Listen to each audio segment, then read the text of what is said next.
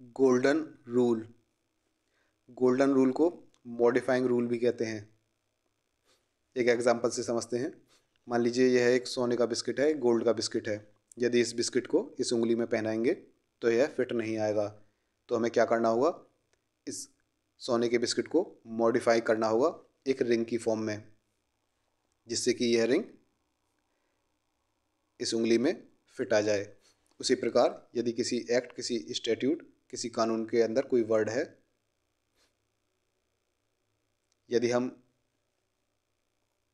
उस वर्ड के ordinary meaning को यूज़ करते हैं, मान लीजिए यह बिस्किट इस वर्ड का ऑर्डिनरी मीनिंग है,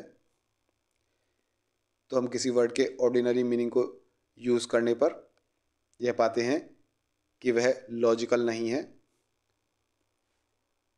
वह कोई सेंस नहीं बनाता, या फिर वह ऑर्डिनरी मीनिंग बाकी के कानून के साथ कंसिस्टेंट नहीं है, या फिर बाकी के कानून को अपोज करता है, या फिर वह ऑर्डिनरी मीनिंग लेजिस्लेटर्स की इंटेंशन के अकॉर्डिंग नहीं है, या कहें कि कानून बनाने वालों की मंशा के अनुसार नहीं है। तो उस कंडीशन में हम उस वर्ड के उस ऑर्डिनरी मीनिंग को मॉडिफाई कर देंगे। मान लीजिए यह रिंग इस ऑर्डिनरी मीनिंग का मॉडिफाइड मीनिंग है, तो ये मॉडिफाइड मीनिंग लॉजिकल होगा, कुछ सेंस बनाता होगा। यह मॉडिफाइड मीनिंग बाकी के कानून के साथ कंसिस्टेंट होगा, बाकी के कानून को अपोज नहीं करेगा, और यह लेजिस्लेटर्स की इंटेंशन के अकॉर्डिंग होगा, कानून बनाने वालों की मंशा के अकॉर्डिंग हुआ।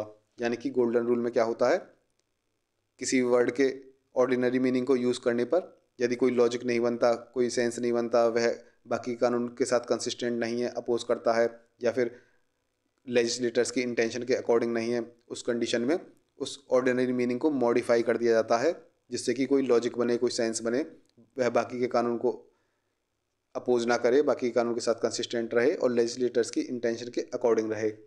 यह था आपका मॉडिफाइंग रूल, या फिर कहें गोल्डन रूल। देखने पे तो ऐसा लगता है कि यह रूल सभी प्रॉब्लम्स को सॉल्व कर देगा, यह सभी प्रॉब्लम्स का सॉल्यूशन है, इसलिए इसको गोल्डन रूल कहा गया है। और दूसरा, इसमें लिटरल मीनिंग, ऑर्डिनरी मीनिंग को मॉडिफाई किया गया है, इसलिए इसको मॉडिफाइंग रूल कहा गया है।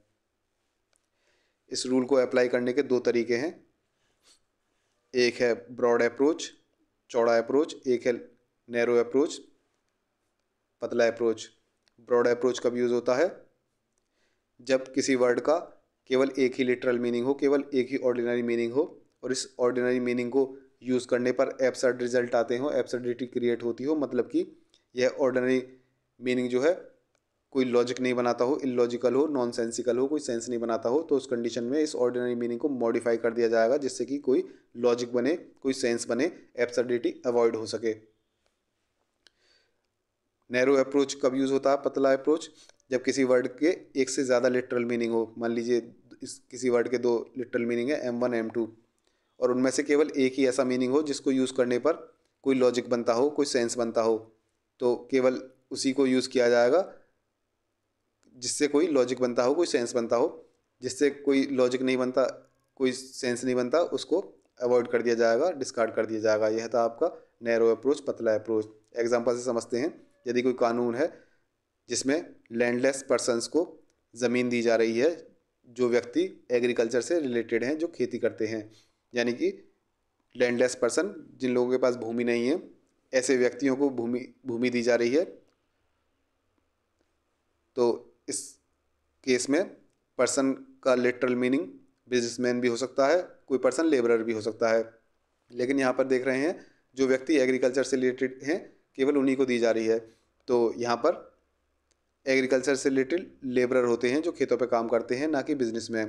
तो इस कंडीशन में पर्सन को जो मीनिंग दिया जाएगा वो लेबरर दिया जाएगा, क्योंकि यह मीनिंग देने पर ही कोई सेंस बनता है, कोई लॉजिक बनता है।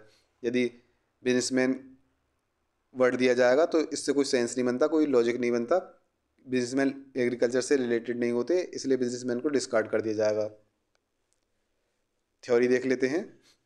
इस रूल का ओरिजिन सबसे पहले 1857 में लॉर्ड्स वेंसलेडेल ने इस रूल को डिफाइन किया था ग्रे वर्सेस पियर्सन केस में। लॉर्ड्स वेंसलेडेल ने इस केस में कहा था the grammatical and ordinary sense of the words is to be adhered unless that would lead to some absurdity or some repugnance or inconsistency with the rest of the instrument, in which case the grammatical and ordinary sense of the words may be modified so as to avoid the absurdity or and inconsistency but no further. इसका मतलब क्या हुआ कि यदि word clear हो, कोई ambiguity ना हो, तो हमें नॉर्मल कंडीशंस में क्या करना चाहिए, उस वर्ड का ग्रामेटिकल और ऑर्डिनरी मीनिंग ही यूज़ करना चाहिए.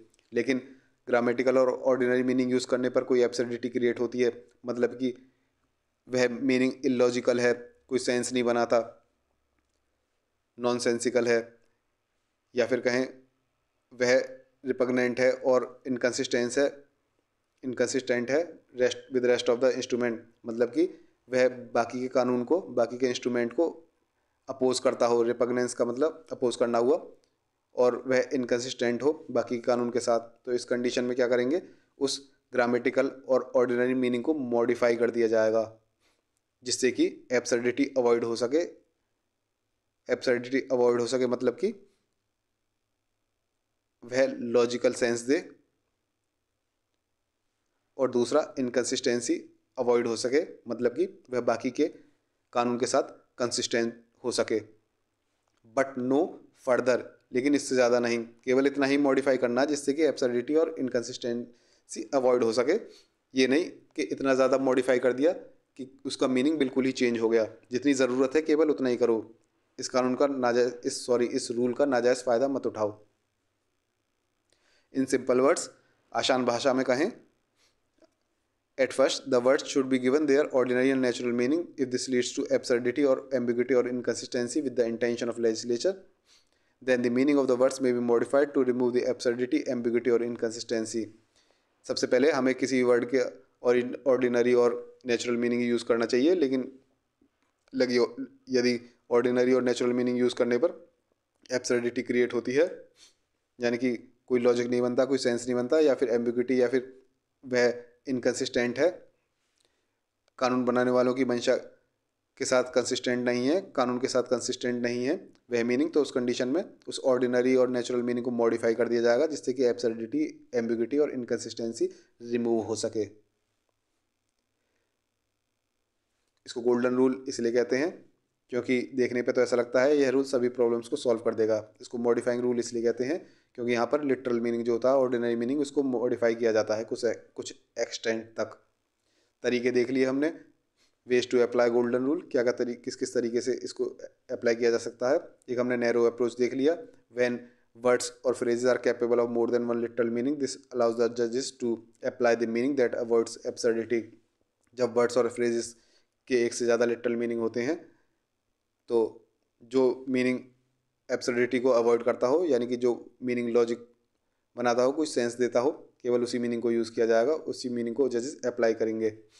और ब्रॉड अप्रोच में क्या होता है, ब्रॉड अप्रोच में हमने देख लिया कि यदि किसी वर्ड का केवल एक ही लिटरल मीनिंग है और उस लिटरल मीनिंग को अप्लाई करने पर एब्सर्डिटी क्रिएट होती है, कॉज होती है, मतलब कि इस मीनिंग को यूज़ करने पर कोई लॉजिक नहीं बनता, कोई सेंस नहीं बनता, तो कोर्ट इस मीनिंग को मॉडिफाई कर देगी जिससे कि एब्सर्डिटी अवॉइड हो सके, यह मीनिंग कुछ लॉजिक दे सके, कुछ सेंस दे सके. केस लॉज देख लिए. यूपी भूदान यज्ञ समिति वर्सेस ब्रिज किशोर. इसमें कोर्ट ने कहा था कि जो टर्म है लैंडलेस पर्सन, भूदान यज्ञ एक्ट के सेक्शन 14 में, यह सिग्निफाई करता है लैंडलेस पर्सन, लैंडलेस लेबरर्स को ही केवल, ना कि लैंडलेस बिजनेसमैन को, क्योंकि ऑब्जेक्ट जो है इस एक्ट का वह है लेबरर्स को ज़मीन प्रोवाइड कराना जो कि एग्रीकल्चर में एंगेज्ड हों, ना कि बिजनेसमैन को ज़मीन प्रोवाइड कराना.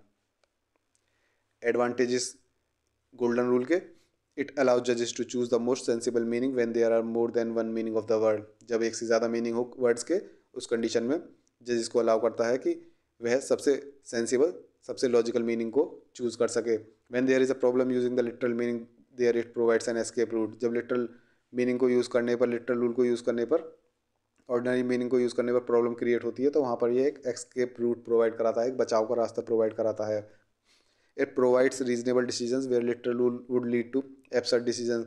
लिटरल रूल जो है ऑर्डिनरी मीनिंग यूज़ करने पर यदि एब्सर्ड डिसीजन मिलते हैं, इलॉजिकल नॉनसेंसिकल डिसीजंस मिलते हैं, उस कंडीशन में गोल्डन रूल रीजनेबल डिसीजन दिलाता है, लॉजिकल डिसीजन दिलाता है। It immediately corrects the drafting errors, loopholes are closed. यह तुरंत की तुरंत ड्राफ्टिंग एरर्स, ड्राफ्ट में जो एरर होते हैं, कानून का ड्राफ्ट जो होता है उसके अंदर ड्राफ्टिंग एरर्स होते हैं, उनको तुरंत की तुरंत करेक्ट करता है और लूप होल्स क्लोज हो जाते हैं। यह पार्लियामेंट को रेस्पेक्ट करता है except in limited situations. Disadvantages देख लेते हैं गोल्डन रूल के।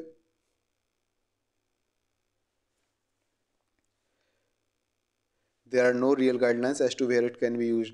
ऐसी कोई रियल गाइडलाइन नहीं दी हुई कि किस जगह इसको यूज़ करना, किस जगह नहीं करना। It is very limited in its use, so it is only used on rare occasions. ये अपने यूज़ में काफ़ी लिमिटेड है, इसलिए केवल रेयर ओकेजन्स पर ही इसको इस्तेमाल किया जाता है। Outcome of the case will be dependent on the जज। What seems absurd to one जज may not be absurd to another. जो केस का आउटकम होगा वह जज इसके ऊपर डिपेंडेंट हो जाएगा, क्योंकि जो चीज़ एक जज को एब्सर्ड लगती हो, इलॉजिकल लगती हो, नॉनसेंसिकल लगती हो, ज़रूरी नहीं वह दूसरे जज को भी इलॉजिकल, नॉनसेंसिकल, एब्सर्ड लगे। It is not always possible to predict whether courts will use the golden rule or not, making it hard for lawyers and people who are advising their clients। जो लोग अपने clients को advice करते हैं या फिर कहें हम वकील वगैरह जो हैं, इनके लिए बहुत ही मुश्किल हो जाती है, क्योंकि ये प्रेडिक्ट नहीं कर पाते कि कोर्ट इस रूल को इस्तेमाल करेगी या नहीं करेगी। ये हो गया आपके डिसएडवांटेज गोल्डन रूल के। इंटरप्रिटेशन ऑफ स्टैट्यूट्स का फुल कोर्स जो है वह आपको इस वेबसाइट पे मिलेगा www.desillb.com। फुल कोर्स में आपके इंटरप्रिटेशन ऑफ स्टैट्यूट्स के सभी टॉपिक्स के वीडियो लेक्चर्स और इंटरप्रिटेशन ऑफ स्टैट्यूट्स की फुल PDF, इस सब्जेक्ट की पूरी PDF आपको मिलेगी वेबसाइट www.desillb.com पर।